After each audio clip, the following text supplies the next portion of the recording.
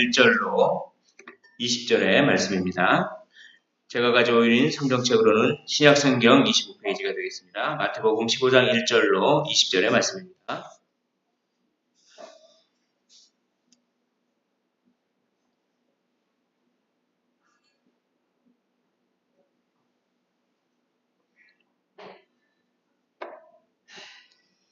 우리 찾으신 줄로 알고 한 절씩 교독을 마치고 마지막 절은 함께 읽도록 하겠습니다. 그때 바리새인과 서기관들이 예루살렘으로부터 예수께 나와 이르되 당신의 제자들이 어찌하여 장로들의 전통을 범하나이까? 너 먹을 때 손을 씻지 아니하나이까? 대답하여 이르시되 너희는 어찌하여 너희의 전통으로 하나님의 계명을 범하느냐? 하나님이 이르시되 내 공부를 공평하라 하시고 또 아버지나 어머니를 멸망하자거나 반드시 주님을 당하리라 하셨다. 너는 이르되 누구든지 아버지에게나 어머니에게 말하기를 내가 드려 유익하게 할 것이 하나님께 드림이 되었다고 하기만 하면 그 누구를 공경할 것이 없다 하여 너의 전통으로 하늘을 말씀이라. 외식하는 자들아 이사야가 너희에 관하여 잘 예언하였도다 이르시되 이 입술로는 나를 공경하되 마음은 내게 썩어진다. 사람의 계명으로 교훈을 삼아 가르치니 나를 헛되이 경배하는도다 하였느니라 하시고 우리를 불러 이르시되 입으로 들어가는 것이 사람을 더럽게 하는 것이 아니라 입에서 나오는 그것이 사람을 더럽게 하는 것이니라. 예수를 나와 이르되 말씀을 듣고 그걸 믿는 줄 아시나. 예수께서 대답하여 이르시되 심은 것마다 내 하늘 아버지께서 심으시지 않은 것은 뽑힐 것이니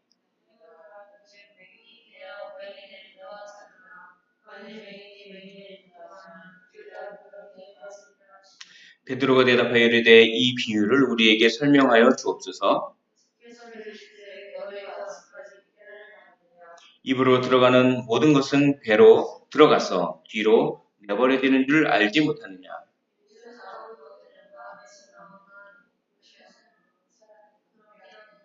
마음에서 나오는 것은 악한 생각과 살인과 간음과 음란과 도둑질과 거짓 증언과 비방이니 이런 것들이 사람을 더럽게 하는 것이요 씻지 않은 손으로 먹는 것은 사람을 더럽게 하지 못하느니라.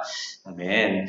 오늘 마태복음 15장은 이 참된 정결이 무엇인가라고 하는 이 교훈을 주는데 바리새인과 서기관들이 예수님의 제자들의 행동을 문제 삼습니다. 뭐냐면 손을 씻지 않고 음식을 먹는다는 것입니다. 그래서 1절 보시면 그때의 바리새인과 서기관들이 예루살렘으로부터 예수께 나와 이르되 예루살렘으로부터 왔습니다. 원정 갈릴리까지 온 거죠. 원정에서 시비 걸려고.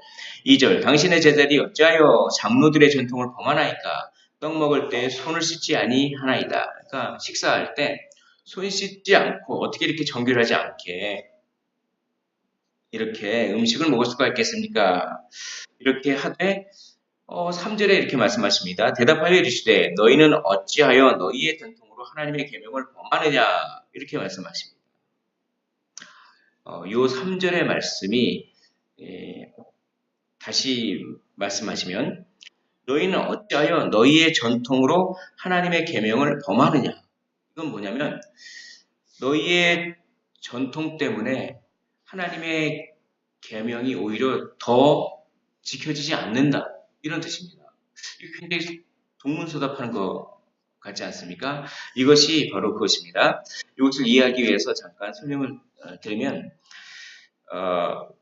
떡 먹을 때 왜 손을 씻지 아니하나이까? 왜 당신들이 어떻게 해서 장로들의 전통을 범하나이까? 이게 뭐냐면 떡 먹을 때 손을 씻는 것은 성경에 없습니다. 그러니까 떡 먹을 때 손을 씻으라는 계명이 율법에 없어요. 그럼 어디에 있습니까? 장로들의 전통에 있습니다. 장로들의 전통에 있습니다. 그런데 율법에는 신명기와 출애굽기에 이런 율법은 있습니다. 제사장이 특별한 제의를 위해서 손을 씻으라라고 하는 것은 있습니다. 근데 이거를 장로들이 바리새인들이 제사장뿐만 아니라 일반 백성에게도 다 지키도록 확대 적용한 것이 장로들의 전통이었습니다. 그러니까 그들은 그런 나름대로 자기는 철저하게 율법을 지킨다. 그러면서 영적 우월주의를 적용하면서 성경에 있지도 않은 것을 어떻게 보면 더 확대 적용해서 그리고 그들의 구전으로 이렇게 내려왔습니다. 암기를 통해서 쭉 내려왔죠. 그리고 그들의 이 구전이 모세의 율법, 기록된 모세의 율법과 동일한 권위를 지닌 것처럼 그렇게 그들은 여겼습니다. 그러니까 사실 제자들이 손 안 씻고 밥 먹는 거는, 그러니까 떡 먹는 거는 엄밀하게 말해서 토라, 구약 율법을 어긴 것은 아닙니다. 그럼 뭐는 어겼습니까? 장로들의 전통은 어겼죠. 그러니까 예수님이 장로들의 전통을 어떻게 성경의 권위와 동일시 여기냐라고 하는 이런 어떤 뉘앙스도 있는 것 같습니다. 성경에 기록된 성경이 가장 최고의 권위이고 장로들의 전통은 그 기록된 성경을 더 잘 지키기 위해서 존재한다면 내가 그걸 인정해 주겠다. 그런데 너희들 잘 봐라. 장로들의 전통이라는 것이 오히려 기록된 성경을 더 잘 못 지키게 해. 내가 그 예를 하나 들어줄까? 바로 그 예는 고르반이라고 하는 것이다. 라고 하면서 고르반이라고 하는 제도를 예를 들어 설명합니다. 고르반이라고 하는 뜻은 뭐냐면 하나님께 드려졌다. 하나님께 드려졌다. 이런 뜻입니다. 하나님께 드려졌다. 자, 그게 4절에 나옵니다. 4절 보십시오. 하나님이 이르셨을 때 내 부모를 공경하라 하시고 또 아버지나 어머니를 비방하는 자는 반드시 죽임을 당하리라 하셨거늘. 이것은 부모를 공경하라. 이것은 기록된 율법. 십계명에도 있는 말씀이죠. 그런데 보십시오. 5절 너희는 이르되 누구든지 아버지에게나 어머니에게 말하기를 내가 드려 유익하게 할 것이 하나님께 드림이 되었다고 하기만 하면 그 부모를 공경할 것이 없다 하여 너희의 전통으로 하나님의 말씀을 폐하는도다. 이게 뭐냐면 하나님께 드림이 되었다라고 선언하는 것은 고르반이라는 얘기입니다. 제가 설명을 해드리겠습니다. 뭐냐면 율법은 분명히 내 부모를 효도하라. 내 부모를 공경하고 효도하라. 이렇게 얘기했습니다. 그럼 보시죠. 자녀가 재산이 있어요. 자녀가 재산이 있는데 그 재산을 통해서 부모를 막 공경해야 됩니다. 그래서 부모를 모시려고 하면 예를 들어서 그렇게 돈도 많이 들어가고 그러겠죠. 그런데 이들의 전통에는 하나님께 드렸다 이렇게 선언만 하면은 하나님께 드린 거기 때문에 아무한테도 드릴 필요가 없습니다. 그러니까 그 자기의 재산을 가지고 이렇게 하는 것입니다. 이 재산은 고르반입니다. 이렇게 선언해 버립니다. 이 재산은 하나님께 드린 것입니다. 그러니까 뭡니까? 부모님한테 안 드려도 되죠. 부모님한테 안 드려도 됩니다. 그런 다음에 또 이런 전통이 있습니다. 고르반이라고 해놓고선 전부 다 드리지 않고 일부분만 드려도 된다. 이런 또 전통이 있습니다. 그러니까 보십시오. 자기의 돈과 재물을 가지고 부모님을 공경해야 되는데 고르반 해버리는 것입니다. 그러면 부모님한테 안 드려도 되죠. 그리고 고르반 한 것 중에 일부분만 바치고 나머지 일부분은 자기가 쓰는 것입니다. 그것은 장로들의 전통이 내 부모를 공경하라고 하는 율법을 더 잘 지키게 만들었습니까? 아니면 더 잘 못 지키게 만들었습니까? 더 잘 못 지키게 만들었죠. 이런 얘기입니다. 봐라. 너희들이 손 씻는 거는 너희들의 전통인데 이 고르반이라고 하는 그 예를 통해서도 알 수 있듯이 너희들의 전통이 하나님의 그 율법을 오히려 더 잘 못 지키게 하는 것 아니냐? 왜 그렇게 형식적으로 믿으려고 하고 형식적으로 하나님을 섬기려고 하고 그러면서 자기 우월주의 나는 이 정도 하나님을 섬겨하면서 마음으로는 안 그러면서 마음으로 하나님을 사랑하지도 않으면서 입술로만 겉모습만 번지르르 해가지고 나는 이 정도 하나님을 섬겨 이렇게 너희들은 하려고 하는 거 아니냐 이렇게 정곡을 딱 찔러버리는 것이죠. 그것을 이사야 선지자가 그걸 예언했다고 합니다. 이사야 선지자의 예언을 인용하면서 정곡을 탁 찌릅니다. 그것이 바로 7절입니다. 7절 제가 읽어보겠습니다. 외식하는 자들아, 그러니까 겉만 번지르르 하니 외식하는 자들아, 이사야가 너희에 관하여 잘 예언하였도다. 일렀을 때 이 백성이 입술로는 나를 공경하되 마음은 내게서 멀도다. 사람의 계명으로 교훈을 삼아 가르치니 나를 헛되이 경배하는도다 하였느니라 하시고 무리를 불러 이르시되 듣고 깨달으라 라고 하면서 11절로 넘어갑니다. 11절을 잠시 후에 설명해드리고, 그러니까 너희들이 하는 행동을 보면 진짜 하나님을 사랑해서라기보다도 너희들의 그 우월성을 나타내기 위해서 외식하는 거 아니냐. 그러나 진짜 하나님께서 받으시는 것은 그런 외식 형식이 아니라 뭐라고 말씀합니까? 마음이다. 마음이다. 마음이 중요하다라고 하는 것입니다. 그러면서 11절의 말씀을 하는데 이 11절의 말씀이 중요합니다. 우리 한번 한 목소리를 읽어보도록 하겠습니다. 11절 시작. 입으로 들어가는 것이 사람을 더럽게 하는 것이 아니라 입에서 나오는 그것이 사람을 더럽게 하는 것이니라 라고 말씀합니다. 이 11절은 그 당시 사람들이 이 11절의 말씀을 들으면 굉장히 획기적이다 못해 이건 좀 너무 도가 지나치신 말씀 아닙니까? 라고 할 정도의 말입니다. 이 말은 뭐냐면 이것은 음식법을 완전히 부정하는 듯한 뉘앙스를 가진 말입니다. 그러니까 그 당시 사람들은 이것은 정결한 음식, 이것은 부정한 음식, 그러니까 정결한 음식은 먹어야 되고 부정한 음식 먹지 말아야 되고, 저희가 수요일에 내 얘기를 하고 있지만 내 얘기에 나중에 가면 그런 얘기가 너무 많이 나와요. 그래서 뭐 되새김질하고 뭐 하는 것은 먹지만 이런 거는 먹지 말고, 뭐 그렇게 뭐 물고기도 이렇게 비늘이 있고 뭐 이런 거는 먹지만 뭐 이런 거는 먹지 말고 뭐 이렇게. 근데 이걸 완전히 전면 부정하게, 그러니까 입으로 들어가는 것, 음식이 사람을 더럽게 하는 것이 아니라 이렇게 얘기를 해버리니까 예수님이 이거는 완전히 음식법을 송두리째 부정한 것 같은 뉘앙스로 느껴질 정도입니다. 그러니까 제자들도 다 이걸 몰랐습니다. 왜 이런 말씀하시지? 그러면서 15절에 베드로가 대답하여 이르시되 이 비유를 우리에게 설명하여 주옵소서. 이렇게 말씀합니다. 이 비유가 도저히 이해를 못하겠습니다. 이 비유를 설명하여 주옵소서. 16절 예수께서 이르시되 너희도 아직까지 너희들이 깨닫지 못하느냐. 아직까지. 이건 어떤 의미를 가지고 있냐면 내가 이때까지 계속 너희들에게 가르쳐주지 않느냐. 천국 비유, 마태복음 13장을 통하여서도 천국 비유를 통해서도 가르쳐주시고, 그렇게 그것뿐만 아니라 내가 하는 어떤 사역들을 통해서 알려주지 않느냐. 뭐냐면 옛것을 더 완성한 새로운 가치관이 온다. 내가 그런 새로운 가치관을 몰고 오는 사람이다. 그래서 뭡니까? 새 술은, 새 포도주는 새 부대에 담아야 된다. 이런 말씀도 하시고, 천국 비유를 통해서 또 천국에 대해서 말씀하시고, 이것은 구약율법을 부정하는 것이 아닙니다. 구약율법의 원리를 더 잘 완성하는 것입니다. 더 잘.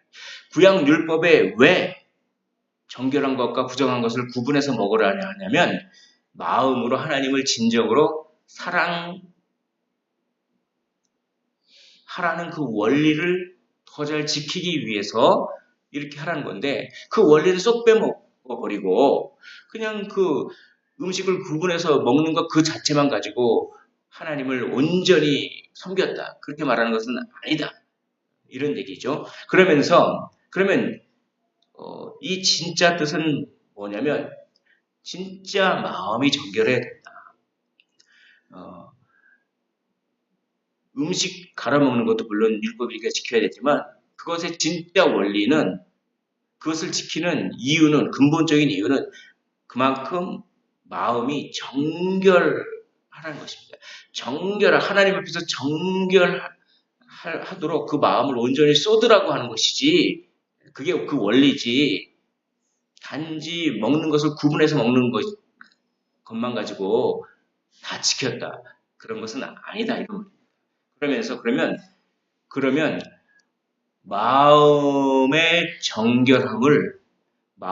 정결함을 이렇게 측정할 수 있는 하나의 측정할 수 있는 하나의 척도 이런 걸 제시합니다.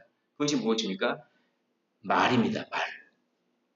그러니까 진짜 정결하고 저기 하는 거는 정결한 것은 마음이 정결한 것인데 마음이 정결하다는 것을 어떻게 알 수 있냐? 너희들이 하는 말을 보면 너희들이 하는 말과 너희들이 하는 생각을 보면 그 생각은 모르죠. 그 생각이 어떻게 드러납니까? 말을 통해서 드러나지 않습니까? 그러니까 너희들이 하는 말을 보면 너희들의 마음 속에 무슨 생각이 있고 너희들의 마음이 깨끗한지 알 수 있다. 그러므로 음식 자체가 정결하는 게 아니라 진짜는 뭐냐면 너희들 속에서 나오는 것, 즉 말을 통해서 드러나는 너희들의 마음 상태, 생각이다. 이런 말씀을 이렇게 하고 계신 것입니다. 17절 보십시오. 입으로 들어가는 모든 것은 배로 들어가서 뒤로 내버려지는 줄 알지 못하느냐. 입에서 나오는 것들은 마음에서 나오나니. 입에서 나오는 것들이 뭡니까? 말이죠, 말. 이 말들은 마음에서 나오나니 이것이야말로 사람을 더럽게 하느니라. 마음에서 나오는 것은 악한 생각과 살인과 미워하는 마음이죠. 간음과 음란과 간음과 음란은 다 무엇입니까? 이것은 영적으로 해석하면 하나님보다 더 사랑하는 것이 내 안에 있다면 그것은 간음죄입니다. 하나님보다 어떤 문화생활을 더 좋아한다면 그것은 간음죄입니다. 하나님보다 취미생활을 더 좋아합니다. 하나님보다 더 좋아하는 어떠한 것이 있습니까? 제가 아는 선교사님은 커피를 너무 좋아해서 자신이 하나님보다 커피를 더 좋아하는 것 같다고 해서 끊었답니다. 예, 그렇게 하나님보다 더 좋아하는 것이 있으면 또 도둑질이 뭐습니까? 남의 소유를 빼앗는 것입니다. 그런데 이것은 남의 노동력을 빼앗는 것도 도둑질입니다. 자신이 해야 될 일을 안 해버려요. 그럼 누군가가 하겠죠. 그럼 자신이 해야 될 일을 안 해버리면 누군가가 하지 않습니까?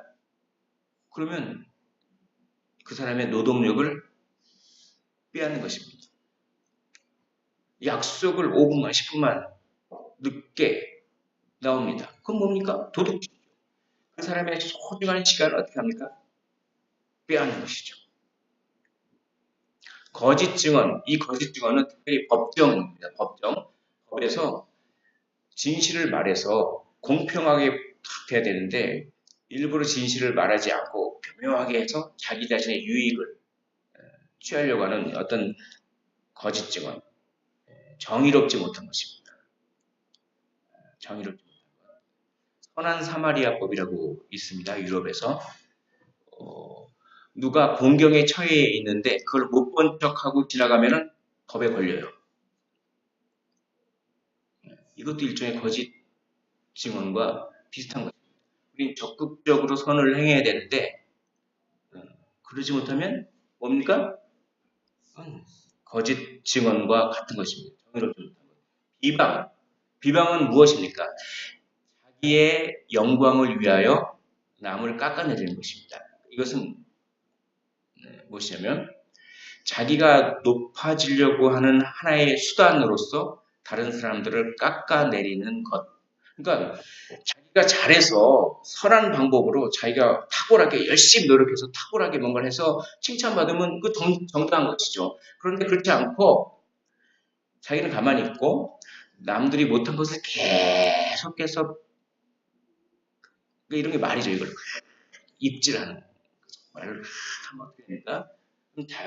남들이 이렇게 깎아내림을 통해서 자기 자신이 높아지려고 하는 것, 정죄. 어떻게 보면 바리새인과 서기관들이 지금 이런 행동을 하고 있습니다. 깎아내리죠. 왜 손을 안 씻습니까? 자기 자신은 우리는 손 씻습니다. 이런 얘기죠. 이게 자기 자신의 영광을 위해서. 이런 것들이 다 비방입니다. 이런 것들은 다 무엇을 통하여 나타납니까? 악한 생각과 살인, 즉 미워함과 간음, 음란, 도둑질, 거짓 증언, 비방, 이것이 다 이런 생각들이, 이러한 마음들이 다 무엇을 통해서 드러납니까? 말을 통해서 미워하는 살인은 욕하는 것이죠. 욕하는 걸 통해서 간음과 음란한 것은 하나님보다 다른 것들을 더 좋아하는 그런 형태의 어떤 표현들을 통해서 도둑질, 거짓 증언, 비방 이런 것들도 다 입술을 통해서 다 드러난다는 것입니다. 2절 이런 것들이 사람을 더럽게 하는 것이요 씻지 않은 손으로 먹는 것은 사람을 더럽게 하지 못하느니라 라고 말씀합니다. 오늘 말씀은 상당히 강력합니다. 바리새인들은 외식했습니다. 그러나 예수님은 우리의 마음의 중심을 보십니다. 중요한 것은 무엇입니까? 참된 정결은 무엇입니까? 우리의 마음입니다. 그리고 그 마음을 무엇을 통해서 알 수 있습니까? 우리의 입술입니다. 그러므로 우리가 우리의 입술을 잘 제어해야 합니다. 우리의 입술을 제어하는 방법은 입술 그 자체에 있지 않습니다. 우리의 입술을 제어하는 그 방법은 어디에 있습니까? 마음에 있습니다. 끊임없이 우리의 악한 생각들, 살인하려고 하는, 미워하려고 하는 마음들, 하나님보다 더 좋아하는 것을 추구하려고 하는 그런 마음들, 그리고 다른 사람들이 마땅히 누려야 할 권리를 빼앗는 시간이라든지 노동력이라든지 재물이라든지 감정도 해당되죠. 감정도 도둑질할 수 있습니다. 이런 것들, 이런 생각들, 그리고 나의 유익을 위해서 교묘하게 속이고 아주 교묘하게 책임 전가하고 이런 것들, 그리고 다른 사람들을 깎아내림으로써 나를 높이려고 하는 이런 생각들을 늘 어떻게 합니까? 십자가에 못 박아야 됩니다. 십자가에 못 박는 것이죠. 이런 생각들을 정욕이라고 한 단어로 표현합니다. 그리스도 예수의 사람은 그 정욕과 탐심을 십자가에 못 박았느니라 라고 바울은 갈라디아에서 말씀합니다. 이렇게 생각을 십자가에 계속 못 박으면 어떻게 됩니까?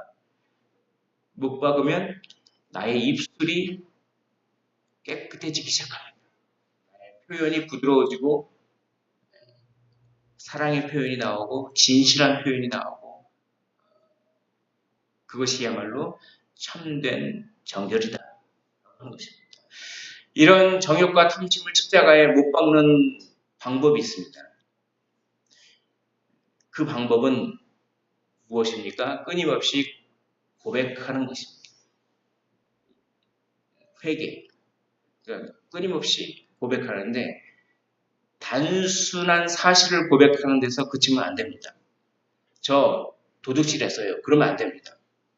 거기서 한 차원 더 깊은 고백을 해야 십자가에 못 박습니다.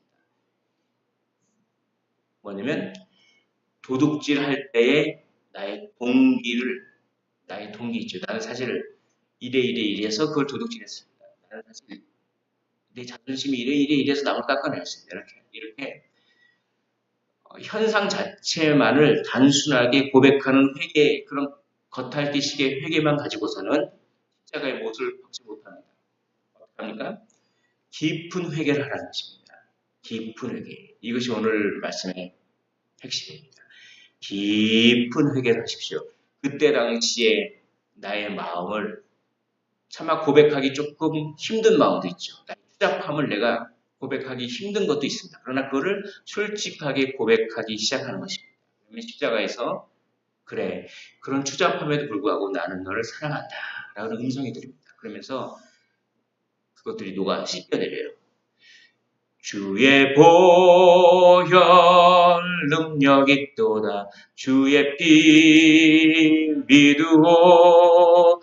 주의 보혈 그 어린 양의 매우 귀중한 피로다.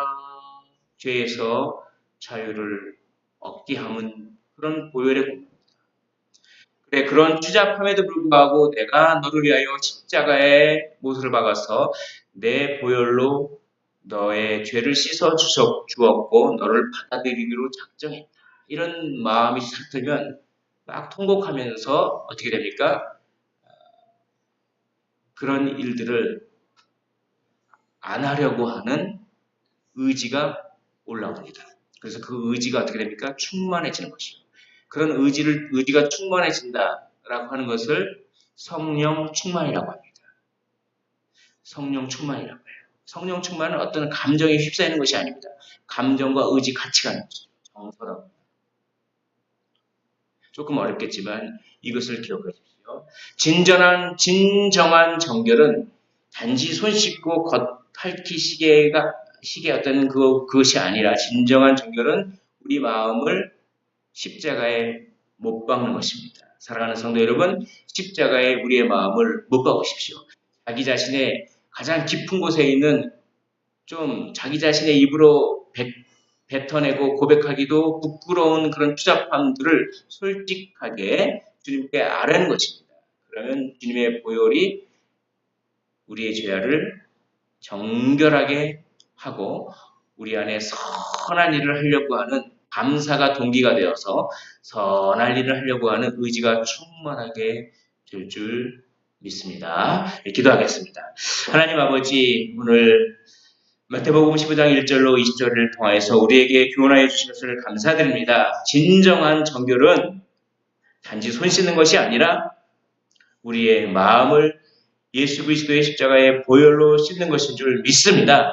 하나님, 우리가 이 시간 우리의 더럽고 추악한 그 마음 상태를 깊게 주님께 고백하기를 원합니다. 그럴 때 주 예수 그리스도의 정결하게 하는 샘물 그 보혈이 우리의 마음을 씻어 주시옵소서.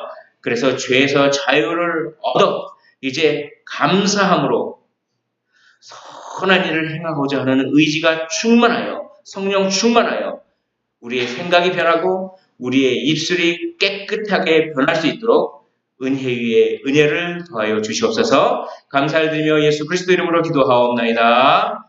아멘.